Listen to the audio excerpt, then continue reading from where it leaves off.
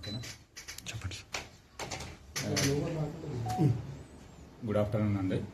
నిన్న మాకు Rayadurgam police station నుంచి ఒక 0 ఎఫ్ఐఆర్ రావడం జరిగింది.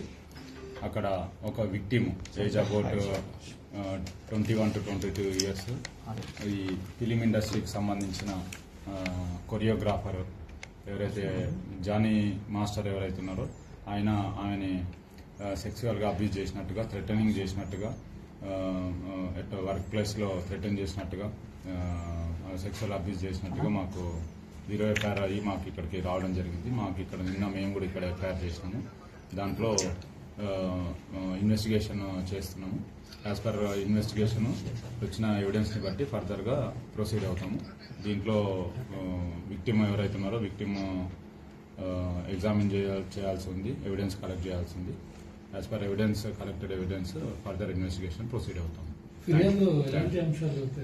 అదే వర్క్ ప్లేస్లో సో సెక్సువల్ అబ్యూజ్ చేసినట్టుగా, తర్వాత థ్రెటన్ చేసినట్టుగా కంప్లైంట్ ఇవ్వడం జరిగింది.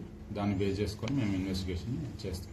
మీరు సంప్రదించే ప్రయత్నం చేశారు అటు జానీ మాస్టర్ కానీ లేకపోతే యువతి స్టేట్మెంట్ ఏమైనా రికార్డ్ చేస్తాం? అది ఇన్వెస్టిగేషన్లో భాగంగా చేస్తాం.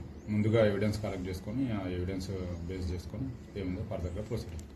జానీ మాస్టర్ని కాంటాక్ట్ చేసే ప్రయత్నం లేదు, ముందు మేము ఒక ఎవిడెన్స్ కావాలి కదా. విక్టిమ్ ఇచ్చే ఎవిడెన్స్ని బట్టి, ఆమె స్టేట్మెంట్ని బట్టి ఏముంది అంటే చూస్తాం. వచ్చిందా సార్ ఇక్కడ? Thank you.